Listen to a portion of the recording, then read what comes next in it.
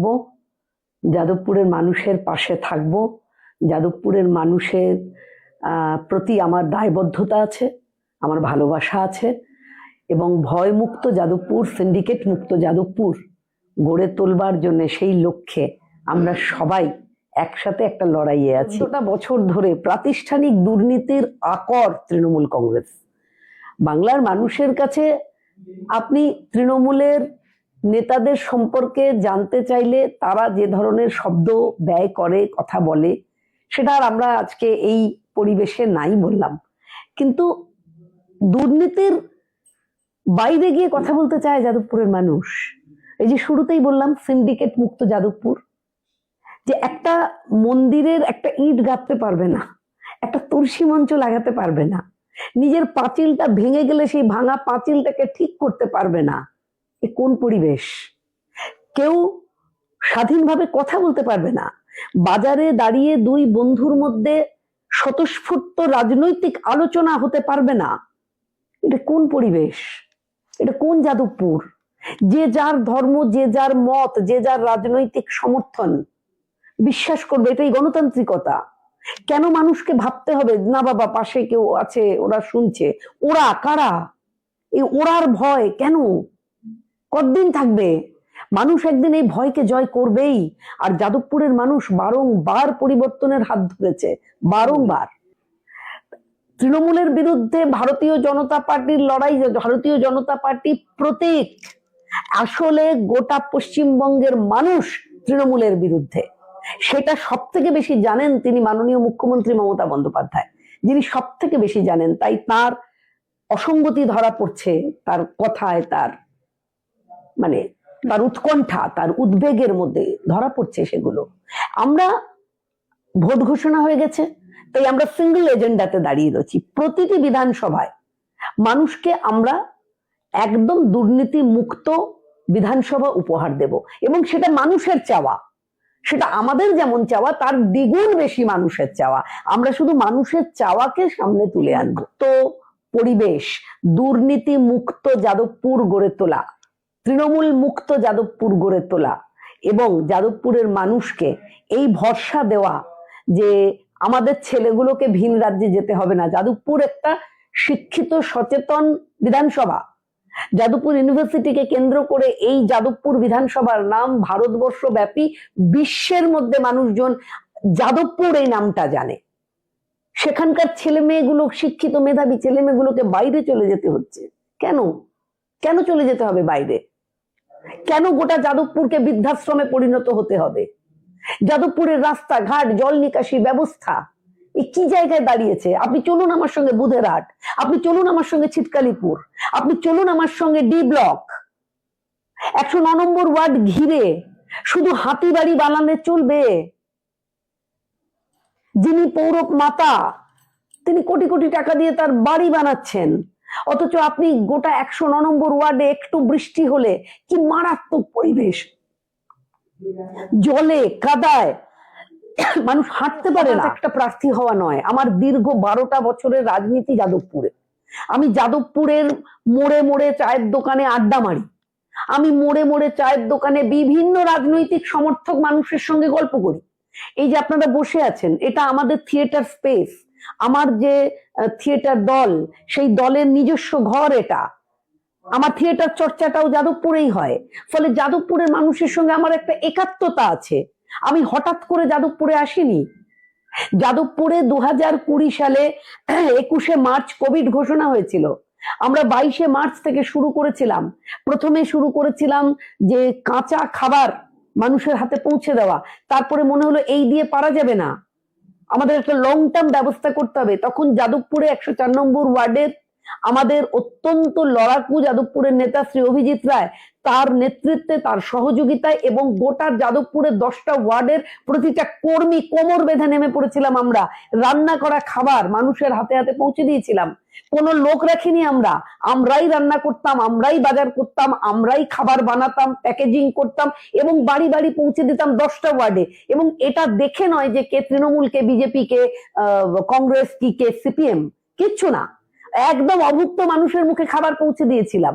একদম অটো ঠিক করেছিলাম, যেখানে অটো করে করে আমরা নিয়ে যেতাম বাঙুর হাসপাতালে ভ্যাকসিন দেবার জন্য?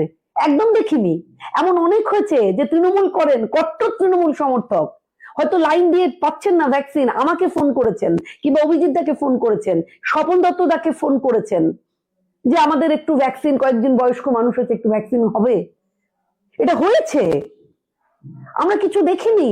আমরা সিপিআইএম এর প্রচুর মানুষকে নিয়ে গিয়ে আমরা ভ্যাকসিন দিয়েছি, প্রচুর সিপিআইএম করেন এরকম বাড়িতে আমরা খাবার পৌঁছে দিয়েছি। আমরা এই জন্য দেখিনি যে মানুষের বিপন্নতায় তখন আর রং দেখা যায় না। তো যাদবপুরের মানুষের সেটা মনে আছে। যাদবপুরের মানুষ জানেন যে তারা আমাকে আশীর্বাদ করলে, আমি একটা বিধানসভার বিধায়ক হলে আমি এটা দেখবো না যে কে কোন সমর্থন করেন, কারণ এটাই তো গণতন্ত্র, যে কোনো মানুষ তার রাজনৈতিক সমর্থন থাকবেই। কিন্তু যিনি বিধায়িকা হবেন, কিংবা যিনি সাংসদ হবেন, যিনি পৌরপিতা পৌরমাতা হবেন, তিনি কি কোনো রাজনৈতিক দলের হবেন? না, তিনি সেই বিধানসভার, কিংবা তিনি সেই ওয়ার্ডের, কিংবা তিনি সেই লোকসভার জনপ্রতিনিধি হবেন। তার দায়িত্ব প্রতিটা মানুষের। এখন কি চলে, যদি আপনি তৃণমূল করেন তবে আপনি সুযোগ সুবিধা পাবেন, নাহলে পাবেন না। কেন হবে এটা? দীর্ঘদিন ধরে আমরা শুনে এসেছি যে গরিবের ঘাম বোঝে নাকি বাম। আরে পুঁজিবাদের বিরুদ্ধে লড়তে হবে একসাথে, শুধু স্লোগান। এটা করতে করতে বাঘাযতীন রেলগেট থেকে রুবি হাসপাতাল, অকাতরে সরকারি খাস জমিগুলোকে দিয়ে দেওয়া হয়েছিল পুঁজিপতিদের হাতে। গড়ে উঠেছিল একের পর এক বেসরকারি হাসপাতাল। সেখানে গরিব মানুষ, যাদবপুরের মানুষ পৌঁছতে পারে? আপনি চলুন তো আমার সঙ্গে 109 নম্বর ওয়ার্ডে, 106 নম্বরে আপনি চলুন আমার সঙ্গে, 101-এ চলুন, 110-এ চলুন। পারবে গরিব মানুষ গিয়ে এই বেসরকারি হাসপাতালগুলোতে চিকিৎসা করাতে? পারবে না। এটা জানতেন বামেরা, যেটা পারবে না। তাই একটা সরকারি হাসপাতাল গড়ে তুলতে তারা পারেননি। আমার যাদবপুরের মানুষের কাছে অঙ্গীকার যে সরকার একদম প্রপার ইনফ্রাস্ট্রাকচার নিয়ে সরকারি হাসপাতাল হতে পারে যাদবপুরে। সেই লড়াইটা লড়তে হবে, সেটা করতে হবে। যাদবপুরের মানুষকে ওই 2000 লোকের পিছনে বাঙুর হাসপাতালে গিয়ে কেন টিকিটের জন্য লাইন দিতে হবে? কেন যাদবপুরে একটা সরকারি হাসপাতাল থাকবে না? এখানে একটা স্টেডিয়াম হয়েছে, আন্তঃসংঘ স্টেডিয়াম, প্রবীণ নেতা, বাম নেতা কান্তিবাবুর চেষ্টায়, কিন্তু সেই স্টেডিয়ামটা শুধু একটা স্টেডিয়াম হয়ে রয়েছে, তাকে জাতীয় মান দিতে হবে। সেই ইনফ্রাস্ট্রাকচার রয়েছে যাদবপুরে। জাতীয় মান পৌঁছানো মানে একদিকে যেমন খেলার জগতের উন্নতি, প্রচুর মানুষের জীবিকা হবে। যে 4-5টা মানে বিষয়ের উপর দাঁড়িয়ে আমরা নির্বাচন, তার মধ্যে প্রথম মহিলা সুরক্ষা। মাননীয় মুখ্যমন্ত্রী বলেন রাত্রি 8টা বাজলে ঘরে ঢুকে যেও, কারণ উনি নিরাপত্তা দিতে পারেন না, ওনার প্রশাসন নিরাপত্তা দিতে পারেন না। কিন্তু যাদবপুর একটা শিক্ষিত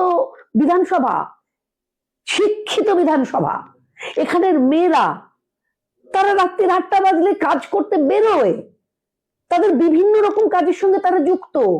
তাদেরকে কেন ভাবতে হবে যে না বাবা 8টা বাজলে ঘরে ঢুকে যেতে হবে, বাইরে জুজু আছে? না, একদম ভয়মুক্ত পরিবেশ গড়ে উঠবে যাদবপুরে।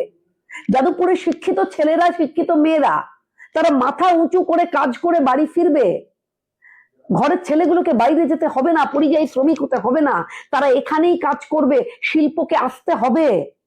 সেই পরিবেশ গড়ে তুলবে। ডবল ইঞ্জিন সরকার হলে পরে তার যে কি সুবিধে, সে যাদবপুর বিধানসভাকে তার সেটা দেখানো, সেটা দেওয়ার আমার দায়িত্ব, আমার দায়বদ্ধতা, আমি অঙ্গীকারবদ্ধ। কারণ ভারতীয় জনতা পার্টি তৈরি করেছিলেন যে মানুষটি, তার নাম ডক্টর শ্যামাপ্রসাদ মুখার্জি, ভবানীপুরে বাড়ি, তার বাবার নাম স্যার আশুতোষ মুখোপাধ্যায়, বাংলার বাঘ। তো আপনারা মনে করে দেখুন যে আশুতোষ মুখোপাধ্যায়ের ছেলে ডক্টর শ্যামাপ্রসাদ মুখোপাধ্যায়, মানে যাকে বলে বাঘের বাচ্চা, তার সম্পর্কে এই কথা যে এরা বহিরাগত। কে বহিরাগত? কে বহিরাগত? কাকে বহিরাগত বলা হচ্ছে? এই দলের আজকে যে মানুষেরা এখানে এই ন্যারেটিভটা যারা তৈরি করছে, আপনি বামফ্রন্ট বলুন বা তৃণমূল কংগ্রেস বলুন, এদের আর কোনো ইস্যু নেই। কারণ মানুষের কাছে পরিষ্কার হয়ে গেছে, ভারতীয় জনতা পার্টি মানুষের কাছে পরিষ্কার এই বার্তা দিয়েছে যে আসন্ন নির্বাচনে ভারতীয় জনতা পার্টি সরকার গড়লে মানুষের কল্যাণে সরকার হবে, মানুষের হিতে সরকার হবে, মানুষের সরকার হবে, এবং সেটা মানুষ বিশ্বাস করছে। আর মানুষ যেহেতু বিশ্বাস করছে, তাই তাদের বিশ্বাসটাকে গুলিয়ে দেবার জন্য এই ধরনের ন্যারেটিভ তৈরি করা হচ্ছে। আমরা এই ন্যারেটিভকে ফুৎকারে উড়িয়ে দিই। কারা এসব কথা বলছে? তৃণমূল কংগ্রেস কাদের পাঠাচ্ছে রাজ্যসভায়? তৃণমূল কংগ্রেসের শাসক দলের সাংসদ কারা? যারা এত বহিরাগত বলছেন, তাদের সাংসদ ইরফান পাঠান, তাদের ইউসুফ পাঠান, তাদের সাংসদ শত্রুঘ্ন সিনহা, এরা কারা? যারা মিথ্যাচার করে, এদের সঙ্গে এই নিয়ে কথাই বলবো না। আমি শুধু একটা কথাই বলবো, যে ভবানীপুরের যে মানুষটি, যে পরিবারটি, যে বলিদান ডক্টর শ্যামাপ্রসাদ মুখার্জি, যার জন্য আজকে পশ্চিমবঙ্গে এত বড় বড় কথা বলতে পারছেন সবাই, যার জন্য এই যে যারা কমিউনিজম করেন তারা এত কথা বলতে পারছেন, বাংলাদেশে পারছেন বলতে, পারছেন না, এখানে পারছেন। তার কারণ এই টুকরোটা, এই ভূমিখণ্ডটা পাওয়ার জন্যে একটা মানুষের আত্মবলিদান আছে। সেই বলিদানের উপর দাঁড়িয়ে আজকে পশ্চিমবঙ্গে আমরা রাজনৈতিক পতাকা নিয়ে আমরা লড়াই করছি। ঠিক আছে, থাকবে লড়াই, মতাদর্শের লড়াই থাকবে, রাস্তার দুপাশে মিছিল হবে পতাকা নিয়ে, যার যার পতাকা হাতে মিছিল হবে, লড়াই মতাদর্শের হবে, তাতে কোনো অসুবিধা নেই, সেটাই গণতান্ত্রিকতা। আজকে দাঁড়িয়ে আমার মেয়েটা সিঁদুর পড়তে পারবে কিনা সেইটা কোশ্চেনের মুখে ফেলে দেওয়া হয়েছে। তাই আমরা চাই না কোনো কোনো এই এই এই কোশ্চেন আমরা চাই না। আমাদের বাড়ি এসো দিদি, আমাদের বাড়ি, সেটা কারা বলছেন? যারা 34 বছর ধরে একটা সরকারকে চালিয়ে গেছেন, এবং এই যাদবপুরকে যারা বলছেন বামগড়, না, যাদবপুর বামগড় নয়, যাদবপুর একদম উদ্বাস্তু আশ্রয়স্থল। হাজার হাজার লাখ লাখ মানুষ শিয়ালদা স্টেশন থেকে ছেলে কাঁখে করে, গর্ভবতী স্ত্রী বুকে তার কুলদেবতা আঁকড়ে এই যাদবপুরের মাটিতে এসে দাঁড়িয়েছিলেন। গড়ে উঠেছিল একটার পর একটা কলোনি। সেই কলোনিতে নিজের ধুতি খুলে, যতটা ধুতির লম্বা ততটা অব্দি শাল বলগা পুঁতে প্লাস্টিক মাথায় জীবনযাপন শুরু করেছিল যাদবপুরের মানুষ। তারা এগুলো ভোলেনি, তারা কিচ্ছু ভোলেনি। আমরা তাই চাই যে যারাই ন্যারেটিভ সেট করছে তাদের মুখের উপর জবাব দেওয়ার জন্য তৈরি যাদবপুরের মানুষ, কারণ তারা আর তাদের সন্তানদের উদ্বাস্তু করতে চায় না, তারা তার সন্তানদের ঘর ছাড়া করতে চায় না, কাজগুলো পূর্ণ করতে চাই। যাদবপুরের জল নিকাশি ব্যবস্থা 2026-এ আপনি 109 নম্বর ওয়ার্ডে গেলে আপনার মনে হবে বোধহয় আপনি আজ থেকে 40 বছর আগের জায়গাতে দাঁড়িয়ে রয়েছেন। 2026 সাল, সেখানে দাঁড়িয়ে একটু বৃষ্টি হলে মানুষ ঘর থেকে বেরোতে পারছে না। তো এই যে পরিস্থিতি, এই যে আমার 109 নম্বর ওয়ার্ডের মানুষগুলোর যে বিপন্নতা, তারা ভোট করে, তারা ভোট লোটে, কি পায় দিনের শেষে? তারা কি পায়? তাদের প্রাপ্তি কি? তাদের প্রাপ্তি কি? কি প্রাপ্তি দিয়েছেন যাদবপুরের যারা পৌর মাতা, পৌর পিতা, কি প্রাপ্তি দিয়েছেন তারা যাদবপুরের ছেলেগুলোর জন্য? সুতরাং আমার যাদবপুরকে আমি মডেল বিধানসভা বানাতে চাই, সমস্ত রকম সুযোগ সুবিধে দিয়ে, সরকারি হাসপাতাল তৈরি করে, একদম সমস্ত রকম সুযোগ সুবিধে দিয়ে আমি মডেল বিধানসভা তৈরি করতে চাই। শুধু যাদবপুরের মানুষকে হাত জোর করে অনুরোধ করব, একটা বার যাদের মনে হচ্ছে যে না মতাদর্শের বাইরে গিয়ে, তাদের বলবো যেমন করে বাঁ হাতে করে চাঁদ সদাগর পুজো দিয়েছিলেন তেমন ভাবে ভোটটা দেবেন, কিন্তু ভোটটা দেবেন নিজের জন্য নয়, নিজের পরবর্তী প্রজন্মের জন্য, তারা যাতে মাথা উঁচু করে বাঁচতে পারে। আমার মেয়েটা যাতে সরস্বতী পুজোর দিন হলুদ শাড়ি পরে অঞ্জলিটা দিতে পারে, বাড়িতে বাড়িতে হরি কীর্তন যাতে হতে পারে, মরদেহ গেলে যাতে বলো হরি হরি বল বলা যায়। এই পরিবেশে কোশ্চেন তুলে নিয়েছে শাসক দল, তাই এই কোশ্চেনকে রাখা যাবে না। একদম সেই ভাবে আমি যাদবপুর বিধানসভাকে দেখতে চাই। আমি জানি যাদবপুরের সমস্ত মানুষ আমার সঙ্গে আছে।